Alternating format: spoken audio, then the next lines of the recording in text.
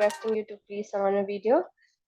So, guys, we would be expecting a little less participation because I believe people are still coming back from their New Year's vacation. So, starting with my introduction, I am Sakshi from MBA and Beyond, a part of the value creation team at MBA and Beyond. And today we have with us Aniruddha, who will be our speaker for the day. And a little bit about Aniruddha is that Aniruddha has secured an admit from judge and will be starting her school soon. So, handing over to you, Aniruddha, you can give us your intro in brief. And yeah. Hello, everyone. My name is Anrikta Shrivastava, and I'm so glad that all of you could join us today. Currently, I'm working as a senior research analyst at this American company called Fiscal Note. I am a graduate of class of 2020, where I majored in economics. And like Sakshi mentioned, I will be joining Cambridge Business School in September 2024. Amazing. Great. So guys, how we'll be, taking the session is we'll be first taking a few questions that we have already received from the applicants in the first half. And second half, you guys can ask any questions that you guys have, and you can raise your hands and ask these questions, or also maybe put it in the chat box. So starting with the first question, we have for Aniruddha, how can candidates effectively articulate their individuality in a way that stands out in the competitive MBA application process? Okay, so I think what this question is trying to ask is like, how do you stand out in your applications? So, and this is a very common question. This is, from business school's perspective, what they want in every candidate is their individuality, so that, they don't have so that they have a diverse class. And this is a common question that you'll probably find in almost all MBA applications, because I think I saw this question. Of course, it's worded differently. It's like, it could be like, what value do you bring to the cohort, or how do you aim to contribute to the class? So this is how generally it's worded in the application process. And I think this is where you have to realize what elements of your profile are unique. So you'll have to do a thorough analysis of both your personal and professional lives, and you'll have to see what elements you want to highlight in the whole application process. Of course, this also has to slightly align with your career goals and with what you've done, until this point in your life. So you'll have to realize that all of this has to be coherent. You just cannot say that, this is how I'm unique. You'll have to present instances, you'll have to give examples, you'll have to align everything. And of course, this goes for both your, like I mentioned before, both personal and professional life. There are different elements that you can bring out. And so, like, I can give my example. So I want to go into pivot to social impact consulting, and I've been involved with social work from a very young age. So that's one element that I brought out, that I told a business school that, this is how I am unique, and this is how my experience aligns with my career goals. So that is how you should you should figure out, like I said, like what element you want to highlight and show how you're unique to a business school. Got it. Got it. Okay. Moving on to the next question, Adakta, which is how can candidates strategically showcase their professional diversity to make a compelling case in the application? Okay, as far as professional diversity is concerned, I think it's a very specific question. You can't like have a generalized answer to this, because it depends on what kind of role you work for. But of course, I've heard that diversity really helps, especially in a professional, perspective. So what you can, I mean, let's say you haven't worked, like for someone like me, I haven't worked in a lot of companies, because like I said, mentioned before, I graduated in 2020. So I had like, when I applied, I had a experience of a little over 3.5 years. So for someone like me, I didn't have a lot of companies that I worked in. This is like my second job. So what you can do is you can maybe like, talk about different kind of people that you've worked with, different kind of teams that you've been a part of, or how you've worked with multiple clients. And that's how you can show professional diversity, in case you don't have a lot.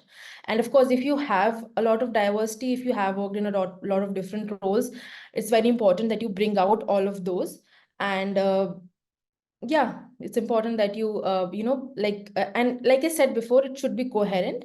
But I think if you have worked in a lot of diverse environments, that definitely helps. And yeah, make sure that everything aligns with your career goals. That's something that I'm going to keep reiterating throughout the session, because it's very important, because that's what a business school looks for. Like, if your story is aligning with your career goals or not, because your career outcome is very important for them, for their employment, quote unquote employment report. So it's very important that it's very important for them that you find a job after your graduation. So make sure that you have realistic career goals, and make sure that your experience aligns with that.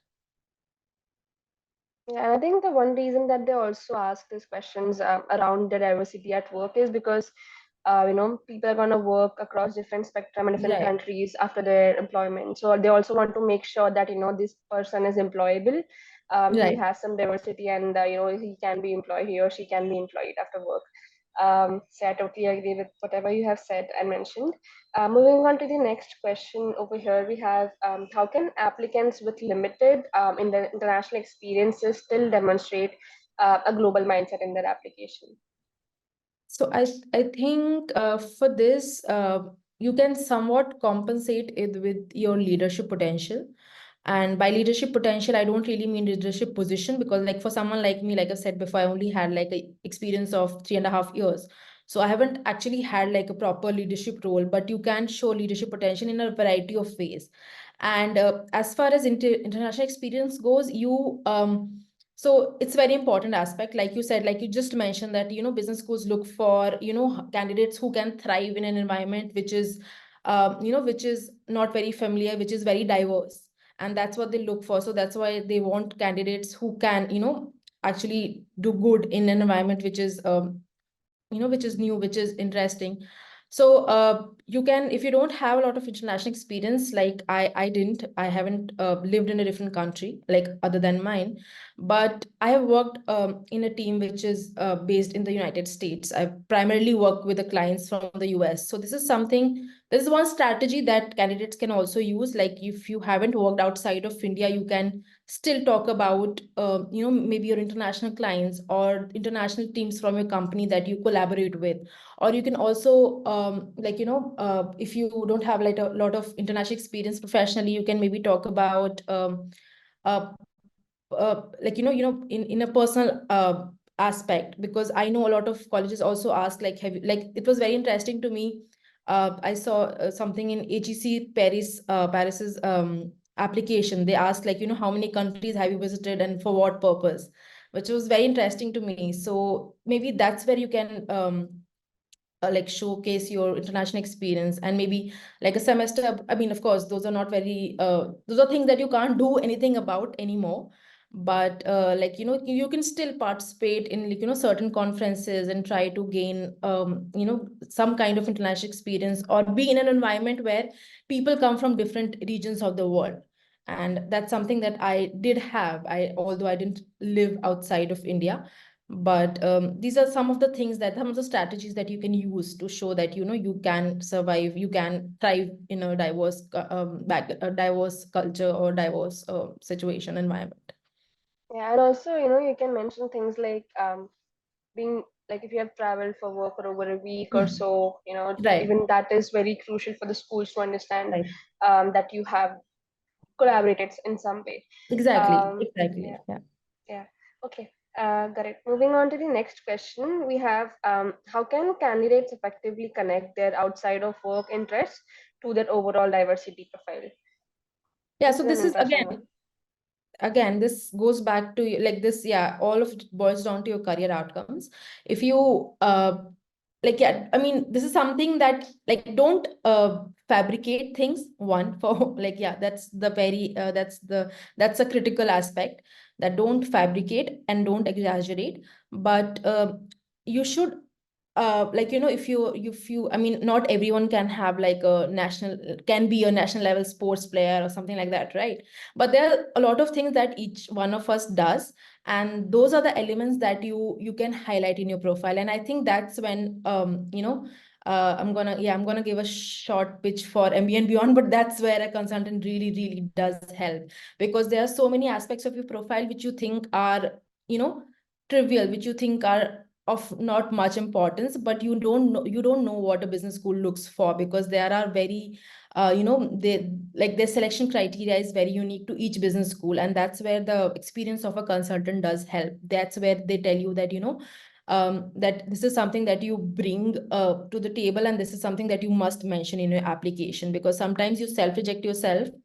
And so that's why, so like MBA and beyond, like, because we haven't talked about it, but like it follows a very very detailed and comprehensive 9-step approach, where the first part is where you introduce yourself to the consultant and you tell them about your background, and then the next step is where you tell them about, like, you have they follow a star approach, where you tell them about your strengths, your weaknesses, your achievements, your failures, your international experience, and yeah, basically from A to Z in your entire life. And trust me, it's not an easy process, because when you have to ponder and actually think about your instances from your whole life, ranging from both personal to professional, it's very tough.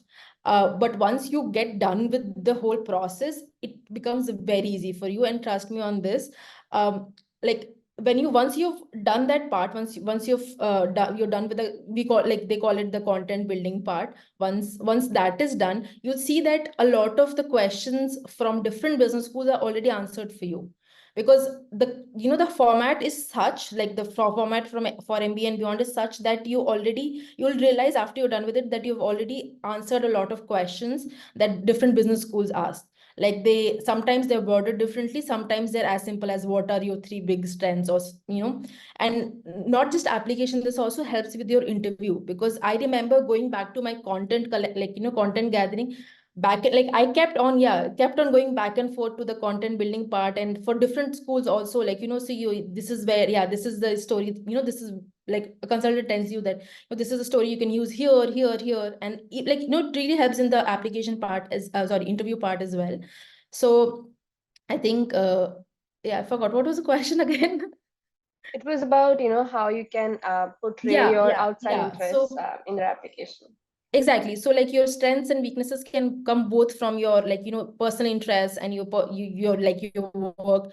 So make sure that you tie everything correctly. And like the whole point of, I think, the content building exercise is also that you realize what your story is going to be. What like I think I talked about just briefly how it needs to be coherent. So I think you find the thread that's going to tie everything up. So like I mean, of course, your interest can be diverse. I'm not saying it can't be diverse. You can't, but like you just can't randomly mention anything, and not just like, everything that you mention in an application needs to have some kind of impact. You need not, like, if you mention cooking, you need not say that you're a master chef, but you still need to have some substance or some material to it, so that you're not just like, quote unquote blabbering. You just need to have some substance, that so that the business school knows that this is not just for the sake of writing it or mentioning it. You also, or you have something of value to talk about, because it can also come up in your interview. Just because you say something, oh, this is my interest, and they might ask you, you'd never know, like, so Cambridge has a very unique interview. Like, I think most of the business schools have interviews with alumni or the admissions committee, but Cambridge and Oxford have interviews with professors. So you never know, like, and even the admissions committee, the alumni, they are very, like, people with lots of years of experience, people who can see through you, people who have diverse interests. So yeah, just make sure that everything aligns, and make sure that it aligns, like, again, aligns with your career outcomes. Like, again, I gave the example of how I want to get into social impact, and I did have genuine experience, so I tied everything in, even though my professional experience isn't in social impact or consulting. What I currently do is quite different from what I want to get into, but still, since I had personal experience, I had a lot of volunteer experience, a lot of social work experience, so I could still tie in. So make sure that all of it is coherent. Again, make sure that it aligns. And yeah, if you have like different kind of interest, do mention them. But yeah, again, make sure that uh, there is some kind of impact that you created. It's very important to mention the impact. Right. I also feel that, adding more onto the consultant part over here because of the specific question, Is like, I have heard a consultant said say in this conversation that, this is where I picked this applicant's particular interest while speaking to them.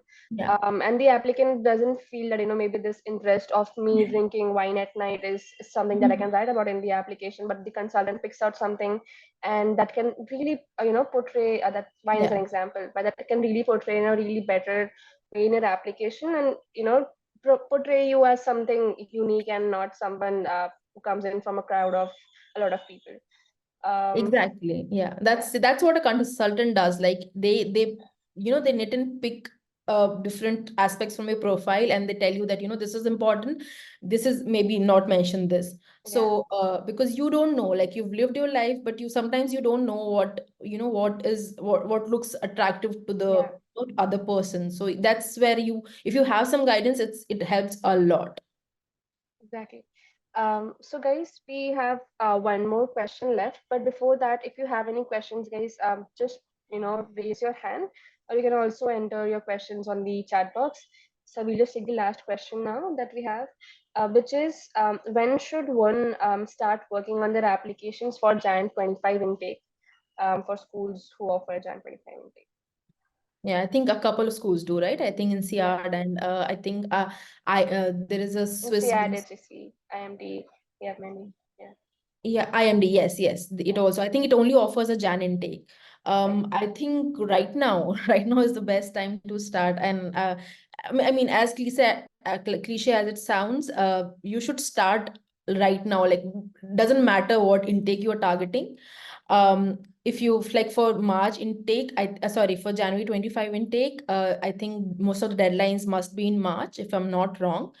And I think it's imperative that you start right now, because you don't realize how much time it takes for an application to, to complete an application. And it seems like if you open an application, you see, oh, there are only 4 questions. It's okay. It won't take a lot of time, but don't underestimate that. And this is like, even if you're done with your aptitude test, like, GMAT, GRE, whatever you're taking, even after that, like it takes a lot of time for the application to complete. There are going to be so many drafts, there are going to be so many alterations, so many edits. And again, this is like I'm again gonna recommend MBA and Beyond, because their consultants offer like there is no limit to the time that you can get with a consultant. You can text him or her at any point and they'll get back to you, and you can get on a call like this.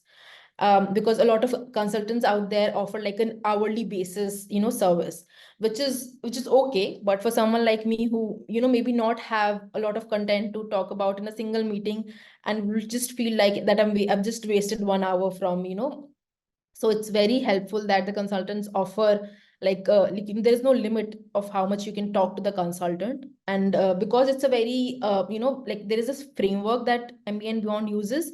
So if you start right now, you will have a decent amount of time for your content gathering exercise. And then maybe you can choose stories, what, like you can choose elements that you want to highlight. So if you, I mean, ideally for the March deadline, you should be done with your test. But even if you're not done, you should start with your applications simultaneously. Don't wait, that I'll be done with my aptitude test, then I'll start working on the applications, because that's a bad strategy. I worked simultaneously on both my test and applications. In fact, I had to retake the GRE, and I was simultaneously preparing on my application. In fact, so I applied for the September intake. um, and I think I started as early as in May. That is, I think, May, June, July, August. Yeah, that's like almost 5 months before the whole thing. So, but then that's why I had like a lot of time to sit and think about my stories. So you need not like take as much time as I did. Like I think I took a lot of time for the stories, and also because my primary goal back then was to just prepare for the GRE. But like start as early as possible, because March there isn't a lot of time. And especially like if the people on the call, if you're considering the March deadline, I would highly recommend that you get some help, like not just like MBA and Beyond. Like, it's not like a marketing thing, but like just get some help from them or anyone else out there. It's very important that you do, and make sure that you already start with the content gathering exercise, even if you're not done with the aptitude test. And if you're done with the aptitude test, then definitely just like just sign up for different schools. Like make sure you have a list and just start signing up for the things like the school, application portals, and get those questions. And yeah, of course, this MBA and Beyond will help you with that, or like any consultant will help you with that. But yeah, start as early as possible, because don't underestimate like the 4 question or 5 question thing. And in fact, like international business schools don't even have, like sometimes they have as many as 9 questions. And not everything is like a personal statement or like a long essay question. There are sometimes very small questions where they'll ask you to describe your work responsibilities. You don't think that it's, you think it's not a essay question, but it does take time. And the edits take time. The word limit is gonna haunt you, where you're gonna see that you're up by like 2 words, but you don't know where to cut short. And that's when you consult. Yeah, with editing, Ashmita helped me a lot. I would just write and then she'll edit. But yeah, but of course, like you will have to do the work yourself as well. You'll have to just like make the major edits yourself, and then of course everything else they'll take care. The consultant can take care of. But of course, it's gonna take some time. So make sure that you start right now. Yeah, pretty much. I mean, the this part where you mentioned that the 100 words, the short questions, also are very hectic. They are the ones that will haunt you for sure. I know Harvard's application has like 1 or 2 questions, but the other short questions that they have, those are the ones where they actually kind of judge you. Like if you don't have a lot to show on the essays, that is where they also kind of judge you. And if that is where you mess up, that is kind of a game over thing. And schools really, like even Exactly. for LBS. Exactly, yeah. So for Exactly. LBS too, they kind of, they have like 2 main questions, and they have like 10, 11 short questions where they mention a lot of questions, like about your family, about your work, your seniors, everything. So yeah, Yeah, and like you think that these short questions, oh, it's okay, but then all of a sudden you have a lot of content, and then you don't know how to cut short. yeah, And and more like all of these business schools will have short questions like 100, like the word limit would be 100 words or 200 words, because they want very crisp stories. They don't exactly. want like an academic writing paper where you're going on and on and on. They want very crisp answers. So it's very important that you start working on them very early, and like ideally with some help. Right. Totally. Yeah. For anyone, guys, if you're someone who's targeting Jan 25 intake, right now is the time for you to start, because applications are not easy and it's not a piece of cake at all. And it's not a smooth work either. It comes with its own ups and downs. So yeah, if you're someone targeting Jan 25, please start early. And also for I think we have some questions in the chat box, guys. So we had this question from Kuhu, which is, if you can see, Aniruddha, which is, what made you Yeah. choose GRE over and not GMAT? Okay, so I think the major reason was because GRE is section adaptive and GMAT is like question adaptive. And I am someone who, I think I'm not a very good test taker. I'm not dumb. I'm okay. I'm fine, but I am not a very good test taker. I become very anxious during like in an aptitude exam specifically. So I think one of the major reasons why I wanted like GRE was because it's section adaptive, and it's not and now I think the GMAT pattern has changed. So I think my insight or my input is not going to be very helpful, because both GRE and GMAT have changed slightly. GMAT I think has changed majorly. GRE has just become shortened. So but still I think I think now, and GMAT doesn't let you go back to an answer, which I think was like a big concern for me. GRE does. I think now GMAT also lets you go back to 3 questions. Like, you can go until like the third question that you've taken. But GRE lets you, like, you can just like go back and forth in one section. You can just go start with one question and go to the 20th question and then come back to the second question. So I think that's one of the main reasons why I chose GRE, because again, the whole adaptive thing was very daunting to me, was very overwhelming for me in the GMAT. And I think content wise both are kind of similar, although people say that GMAT is slightly more math centric and GRE. I don't know because I haven't really studied for GMAT, so I don't know about that. But GRE was honestly, it was okay. It's not a tough exam. I know because so back in 2020, a lot of my friends had gone out for masters and they took the GRE. So I think that's also one of the reasons why I preferred GRE, because I had friends who could, guide me slightly because they had taken it, and I could see that it's not very hard to score in the GRE, so I prefer the GRE. Yeah, and also I think another way to judge which exam is the best for you, Kuhu, is to take both the tests. Take mocks for sure. Yeah, Just go like unprepared or whatever you have. Just give it seriously for both GRE and GMAT. They have these free mocks, and whichever works out the best. I think that is your go-to to give your that's a GRE very exam. good advice. That's Yeah, yeah, I forgot. Yeah, you take a mock test for both of the exams and see which you perform better at before like looking at the content, because by the content you may not be able to judge very well. But if you take a mock test, and I think they're very easily available, they're official tests that you can take. yeah, Make sure that you take a mock test, and they're also like freely available most of the time. The right. official ones are usually like the first 2 3 ones are usually free. Yeah. So you take one and you then you'll have to analyze, you'll have to assess yourself that whichever you're performing the better at. So Right, right. We have this next question from Saroj. Saroj, if you can just unmute your mic and ask the question. and I think Ashwini also has one question in the chat box. Right, we can take this question after Saroj. Okay, okay. Yeah, So hi Sakshi, hi Aniruddha. Thanks for giving me an opportunity. I have one similar question that was asked by somebody else earlier. So that somebody is actually planning to go for a January 25 intake. So the right time of preparation, yeah, as you told that it is from now onwards. So I am actually planning for a bit later in the same year itself. It is like mostly by September 25 intake.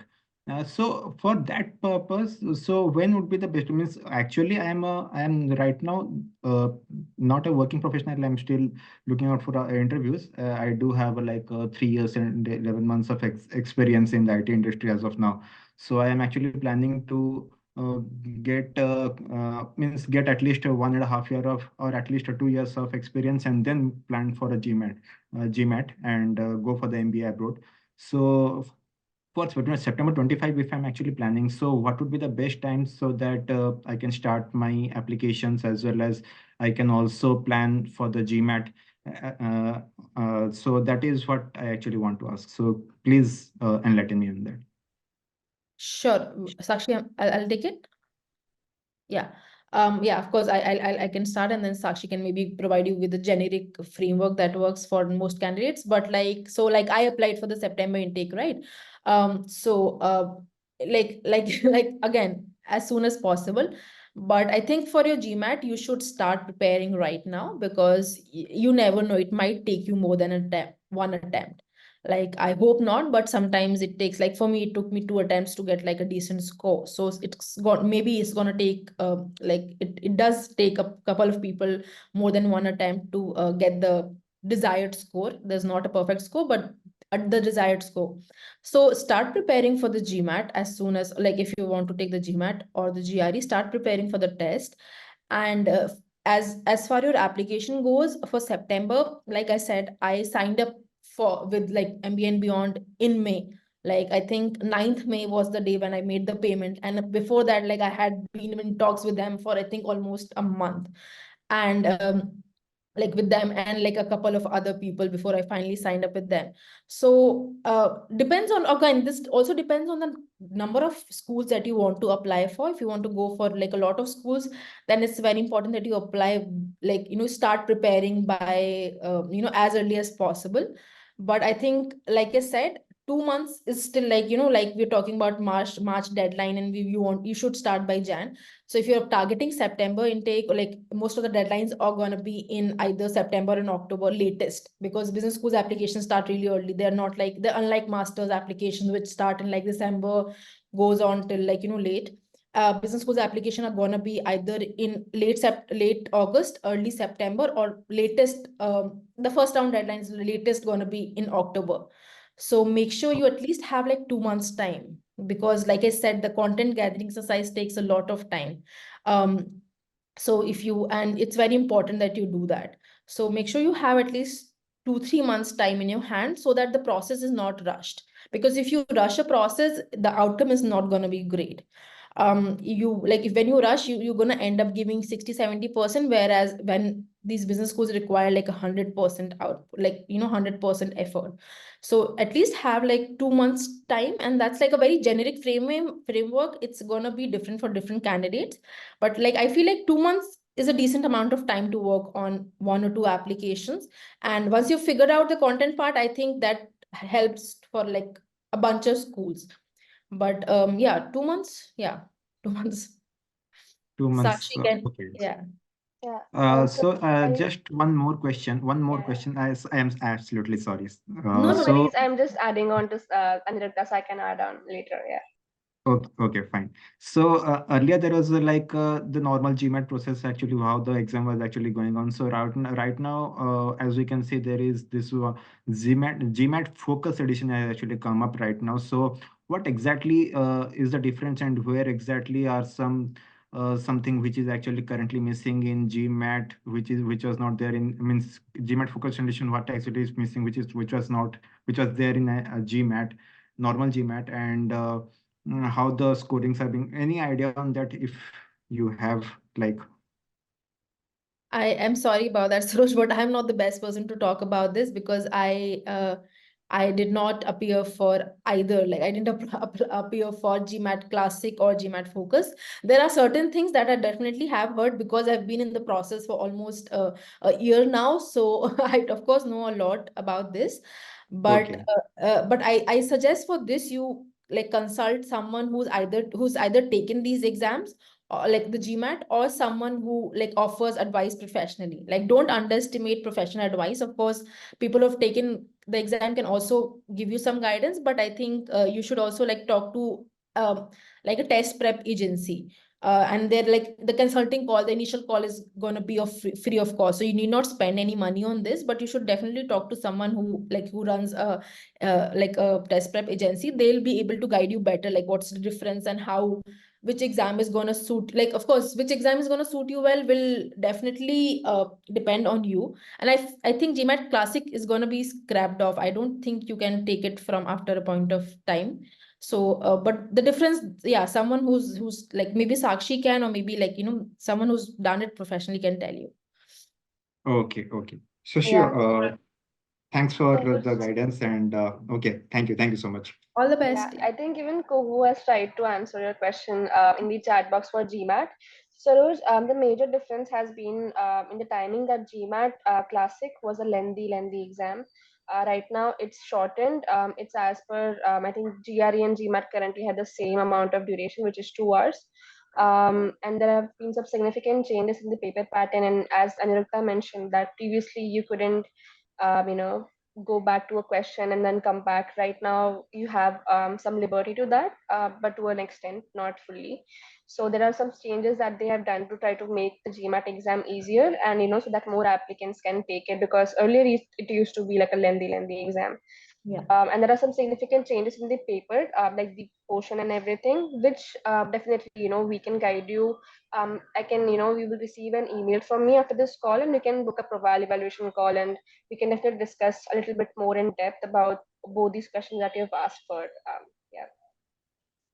Okay, okay. So actually, this will be my very first attempt taking a GMAT Classic Edition or a Focus Edition.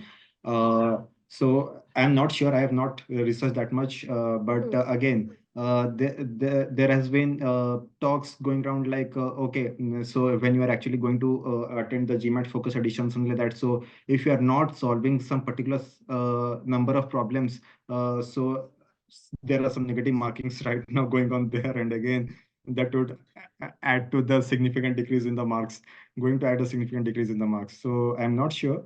But okay, I will definitely talk to someone, as Aniruddha said. So the test planners or the test and who are actually conducting those, or else preparing the candidates for those, they will be the better guide for these kind of questions.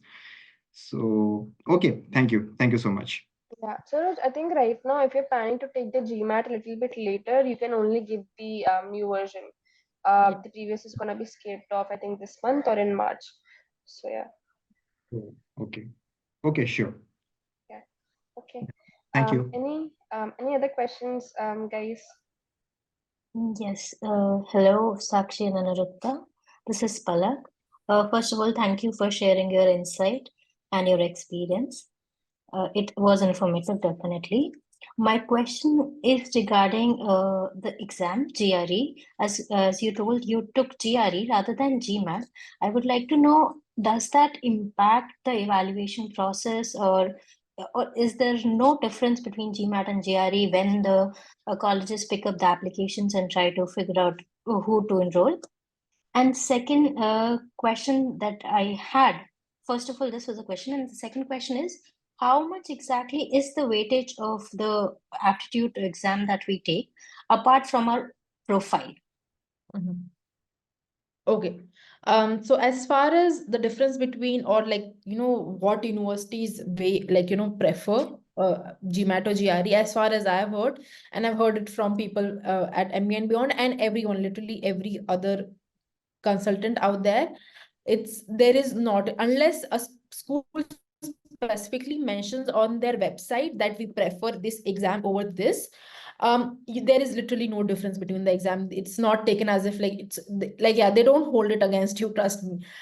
It's gonna be fine, like you either take GRE or the GMAT, it's gonna be totally fine. And that's what I think. You can also, like, if you are in two minds, you can talk to so all of these schools arrange, like we're talking right now, this is a coffee chat. These schools also arrange coffee chats with their either their adcom members or their professors or their alumni.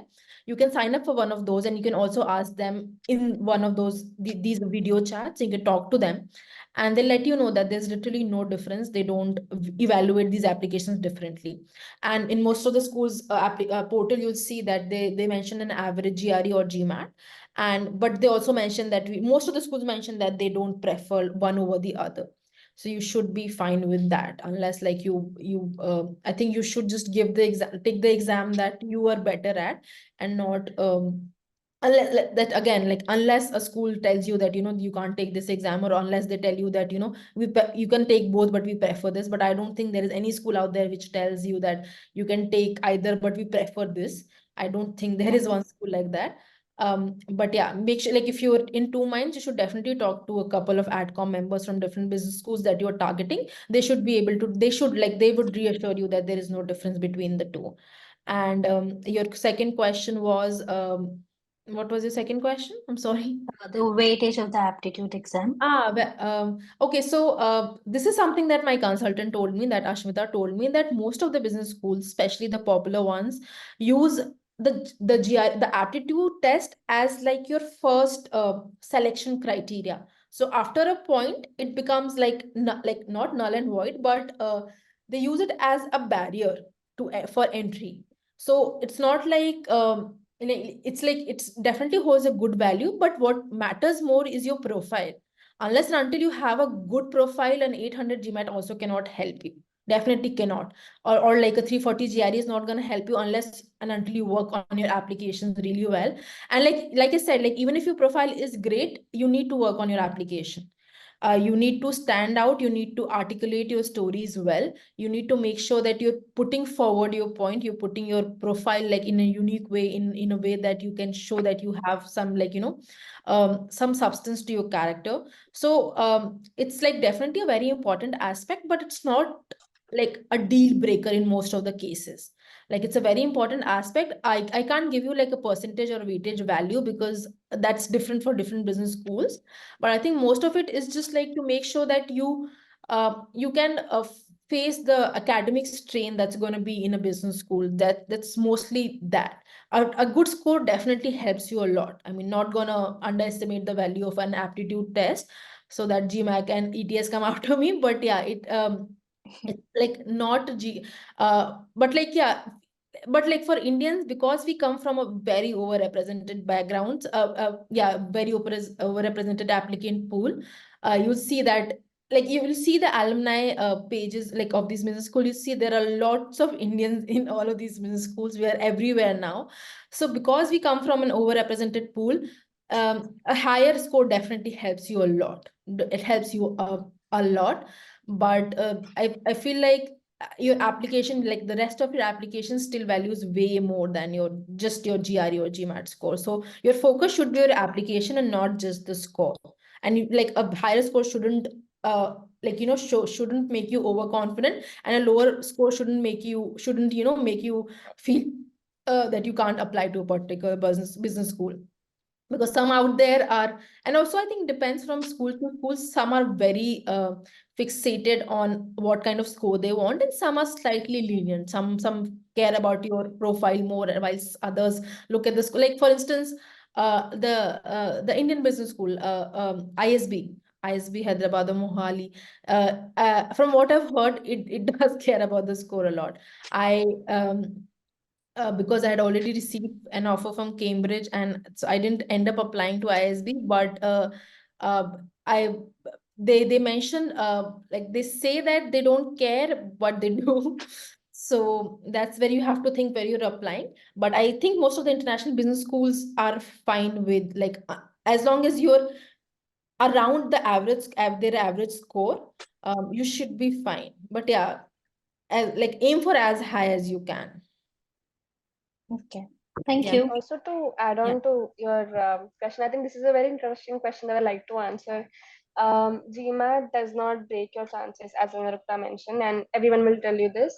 But there is a thing that, a higher GMAT does not guarantee you anything, neither does a lower GMAT. There are applicants with 630 getting into INSEAD, and I think European schools overall, they value your application a lot more than also, your GMAT. They wouldn't kind of reject you just on your, I think that is not even their first criteria, your GMAT or GRE of selection.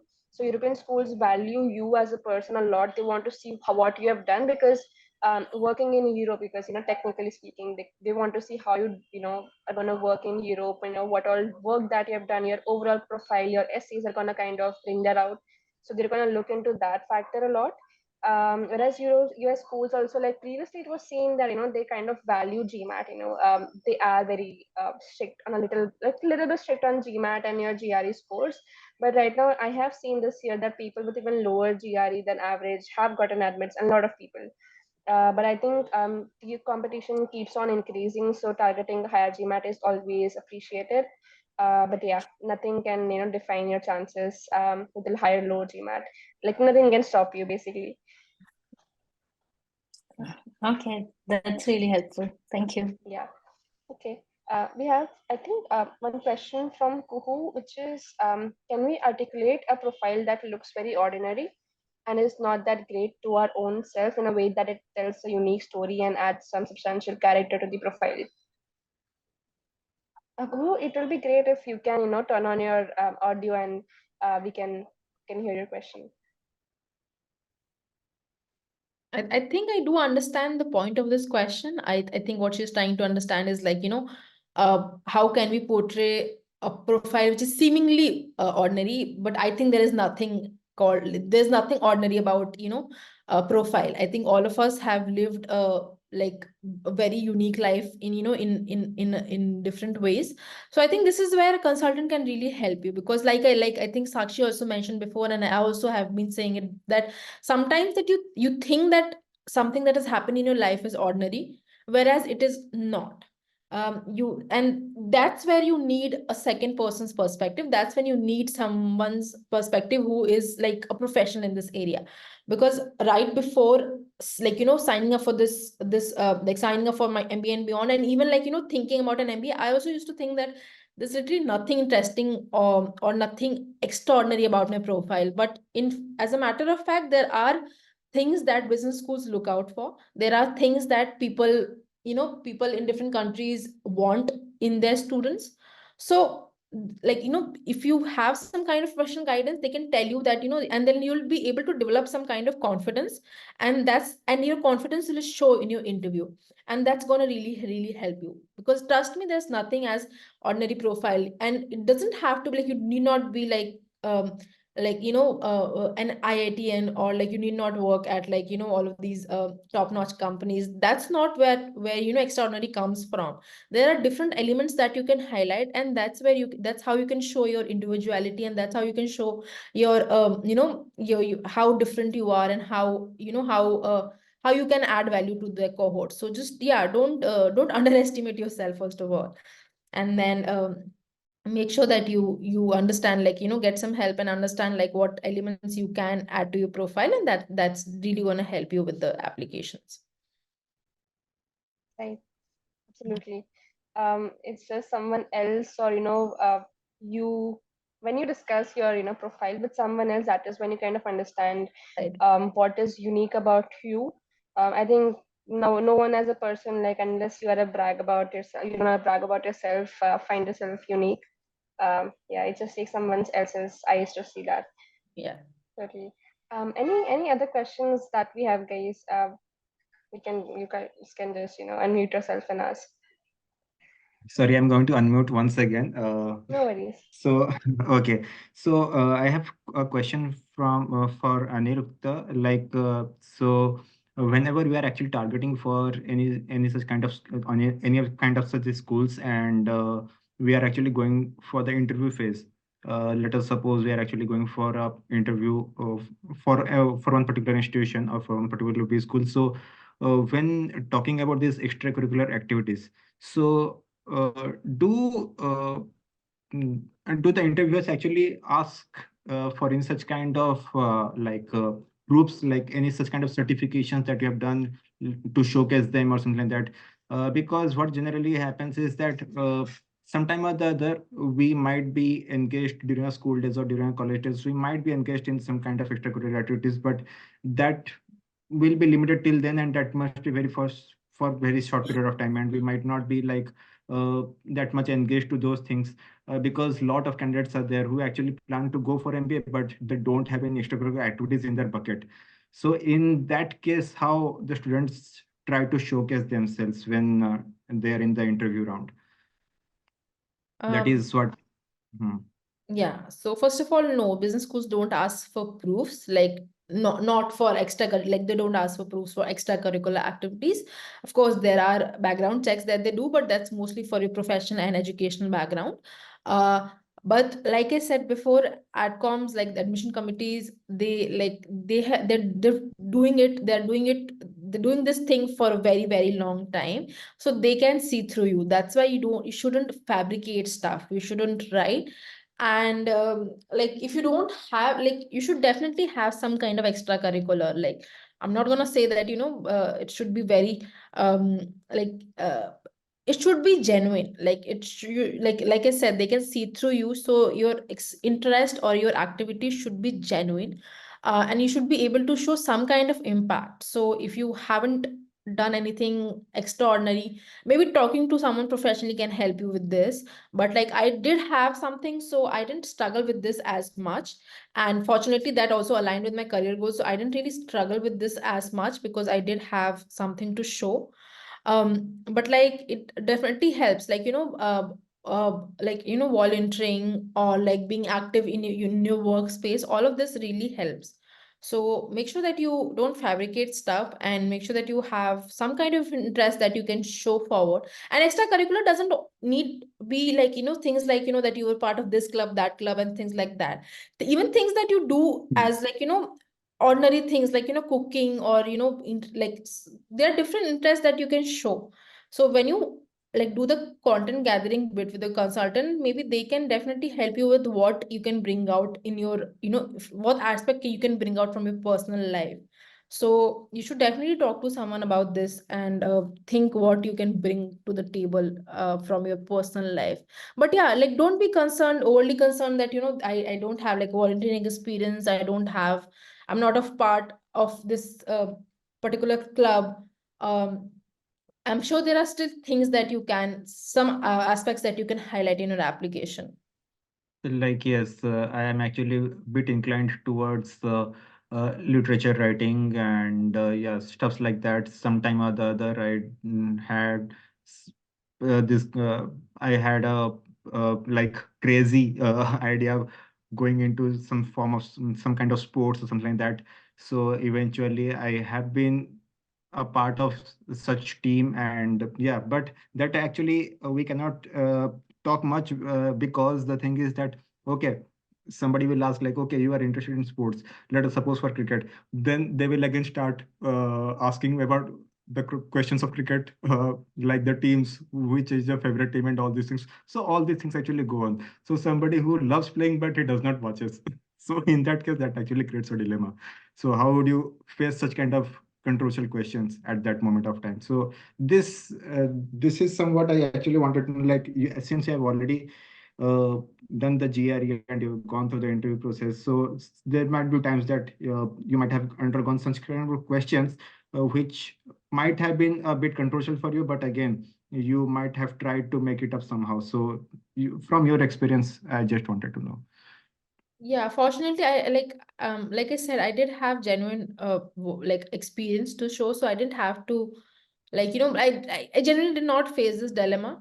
But Okay. like, you can be very honest in your application, and you can also tell the interviewer that, this I like to play, but I don't I don't really watch. And but yeah, it should be very genuine is all I'm trying to say. It shouldn't be fabricated, because if you're genuine, I think they'll it will make up for it. But if you're fabricating stuff just for the sake of it, that might backfire for you. So, and you don't have to mention different things. You can just mention one thing and be fine with it. So, like, your literature interest can show. You can talk about it a bit. That should be fine. You don't have to like bring in diversity in this as such. Like, of course, if you have, that's great. But if you don't have, you don't need really, like, but one or two elements, one or two things should be there. That's ideal. And you can talk about those, like, I'm sure there are things that that you have genuine interest in, and you can definitely talk about those and be on the safer side. Okay, okay, got it. Yeah. So, Saroj, I believe you do have a lot of time. If you're someone targeting September 25 intake, um, it's just, I think, Jan 4, you have a lot of time to build on your extracurriculars, your social activities, if you want to, delve into something like that. And just make sure that, you're not just doing it for the sake of the school. Right. It is something that you genuinely like. Like, for example, as you mentioned, you like literature writing. So maybe you can join an NGO or some social work where you contribute in a way that involves literature writing. So that would really create an impact to the school and in your stories. So yeah, so, whatever you do, you have a lot of time, and definitely work on as per strategy. So yeah, Yeah. got it. Thank you, Anirudh. Thank you, Sakshi. Great. I think that is all. And that is the end of the questions that we have.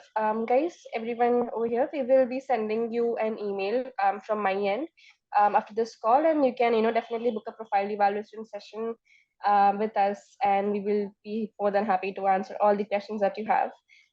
Thank you so much, Aniruddha, for joining us. It was lovely having you. We are twinning, by the way, if you can't see me. Okay. Yeah. Thank you so much, guys. Thank you so much for joining. Happy New Year. Thank you, guys. Bye. Thank you, Thank you. everyone. Thank you. And yeah, in case you have more questions, you can, I have a very unique name, so you can just search me on LinkedIn, and we can take this forward. And yeah, it was lovely talking to all of you, and I hope I am able to answer at least some of your doubts, some of your questions. And yeah, all the best to all of you.